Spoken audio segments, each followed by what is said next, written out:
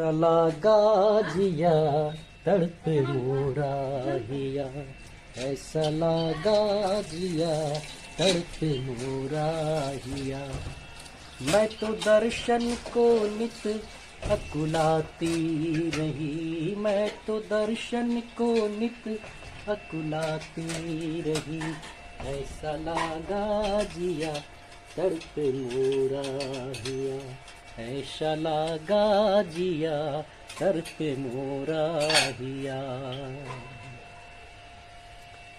शाम सूरत भली वृंदावन को चली, शाम सूरत भली वृंदावन को चली। मैं उनके दर्शन में असुवन बहाती रही, उनके दर्शन में असुवन बहाती रही। ऐसा लगा जिया तड़पे मोरा हिया, ऐसा लगा जिया तड़पे मोरा हिया। काला मोहन जो है, काला मोहन जो है, ग्वाला सबका वो है। उनके दर्शन में असुवन बहाती रही, उनके दर्शन में असुवन बहाती रही। ऐसा लगा जिया तड़पे मोरा हिया। जय श्री राम बंधुओं, आज के इस ब्लॉग में आप सभी का बहुत बहुत स्वागत है। हमारी धर्म पत्नी का आदेश हुआ कि थोड़ा ये पोई का जो गाछ है उसका हम कुछ पत्ता इसको तोड़ के दे दें ताकि ये सब्जी में उसको मिला। तोड़ दें क्या कि छोड़ दें? चलिए चलिए अभी आज रहने देते हैं, दूसरे दिन इसको देखा जाएगा। तो आइए आज के प्रोग्राम के बारे में, आज का जो ब्लॉग है किस तरीके से बनेगा, कैसे होगा। अभी आप को क्या क्या काम है घर में? अभी तो पापा जी के लिए नाश्ता बनाएंगे, फिर चाय बनाएंगे। पापा के लिए नाश्ता, चाय और खाना पीना भी बनेगा। पिताजी के लिए नाश्ता बनेगा, फिर खाना पीना बनेगा। तो पिताजी के लिए नाश्ते में क्या बनाइएगा आज? क्या बनाएंगे? हाँ, तिक्कुड़ जो होता है ना बंधुओं, बहुत फायदाकारक चीज़ है। उसको किसमें दूध में बनाइएगा ना, तो गाय का दूध है, गाय के दूध में तिक्कुड़ को अगर किसी बना के किसी कहते हैं ना कमज़ोर आदमी को अगर दिया जाए कुछ महीने तक, तो उसमें बड़ा उसके हड्डियों में ताकत आता है। बड़े बुजुर्ग उस चीज़ को पहले खाया करते थे। तिक्कुड़ एक प्रकार का वनस्पति जड़ है। और ब्लॉग में जितने भी व्यूअर हैं, जितने भी अपने भाई हैं, बहन हैं, चाचा हैं, चाची हैं, उनके लिए आप क्या कहेंगे? वो किस तरीके से अपने घर परिवार में आपको मैं देखता हूँ कि अक्सर आप बिजी रहती हैं, सुबह से लेकर के शाम तक आप कुछ न कुछ करती रहती हैं।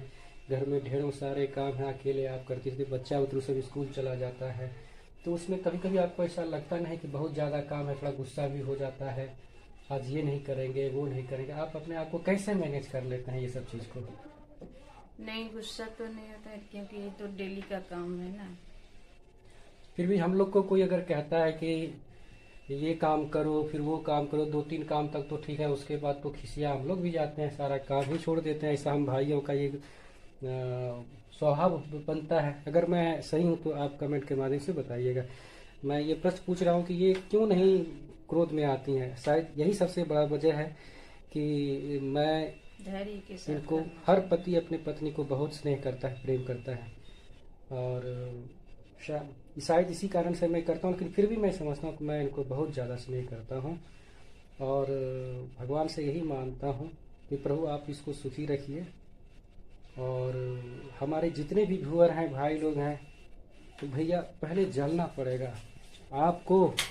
आप जब जलिएगा, ये जलना नहीं, ये तप है भैया, तपस्या है। घर गृहस्थी में कहते हैं हम सब कर लेंगे, नहीं, वो परिस्थिति आदमी को मजबूत और परिस्थिति आदमी को तैयार करता है।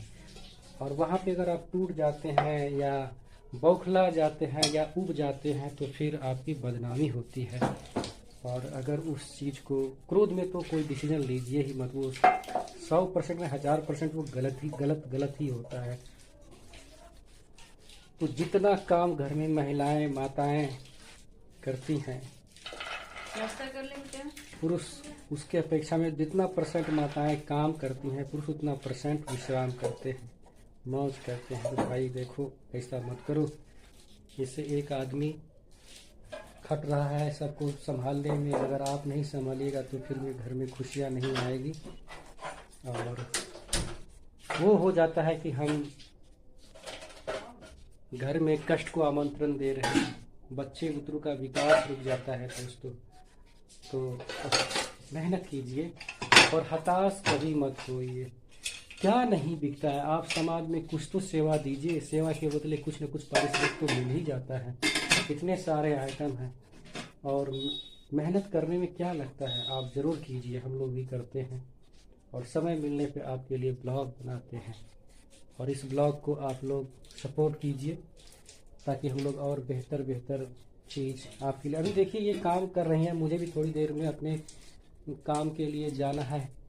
आज खेत की तरफ भी जाऊंगा, वहाँ पर भी मतलब जो है बीच बीच में जाना पड़ता है, क्योंकि वहाँ पे जो फसल लगे हैं अगर नहीं जाऊंगा तो फिर उसकी मतलब वो भी मतलब जो है कोई उखाड़ ले जाएगा, कोई काट ले जाएगा, कोई चारा बना लेगा।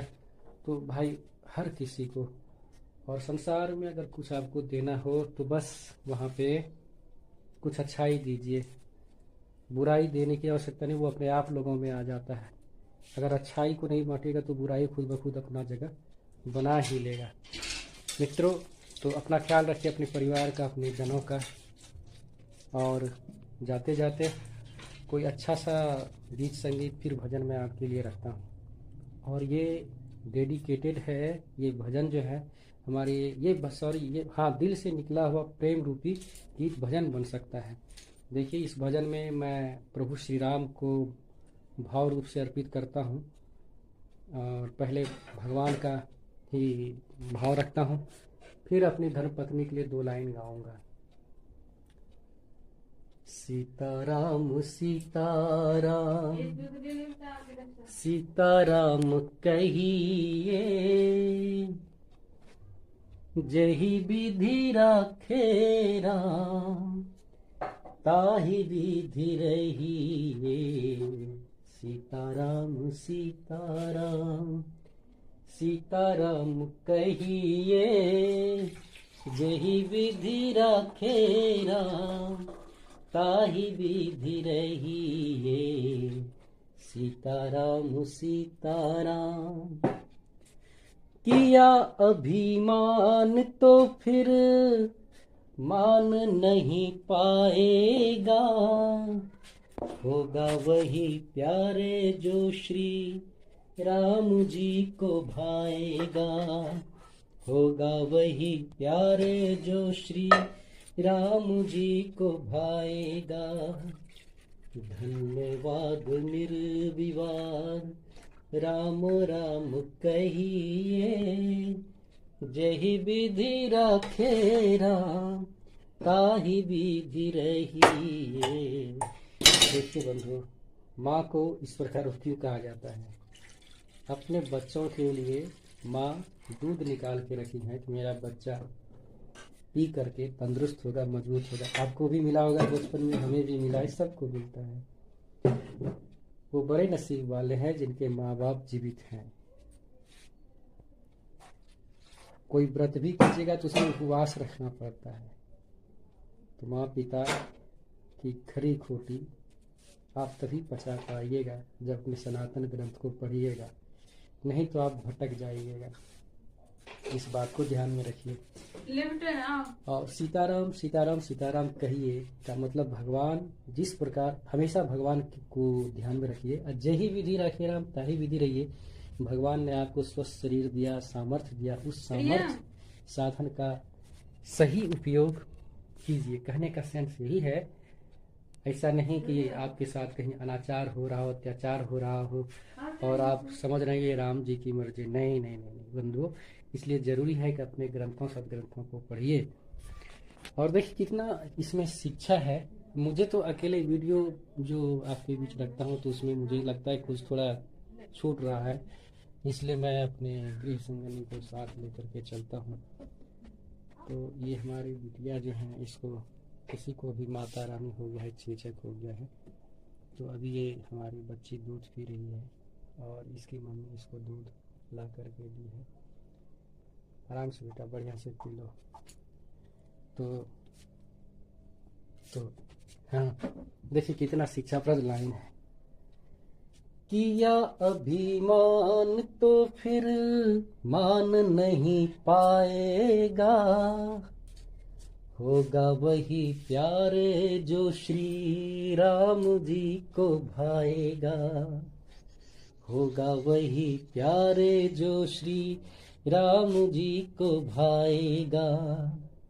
धन्यवाद निर्विवाद राम राम कहिए, जेहि विधि राखे राम ताहि विधि रहिए, सीताराम सीताराम।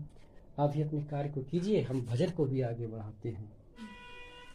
जिंदगी की डोर सो हाथ दीनानाथ के, महलों में राखे चाहे झोपड़ी में वास दे। धन्यवाद निर्विवाद राम राम कहिए। दोस्तों, यदि यह वीडियो अच्छा लगा हो तो लाइक कीजिएगा, सब्सक्राइब और शेयर भी कीजिएगा, और अपना और अपने परिवार का भरपूर ख्याल रखिएगा, अपने माता पिता बंधुओं का, अपने कर्तव्यों का, और सनातन धर्म के ग्रंथों को जरूर पढ़िएगा। तो मिलते हैं अगली वीडियो में, तब तक के लिए जय श्री राम, जय श्री राम, जय श्री राम। रहे न संकट रहे न भय, सदा रहे निर्भय, नाम हरि का लीजिए, चरण कमल पर ध्यान दीजिए। धरीजिए। जय श्री राम, जय श्री राम, जय श्री राम।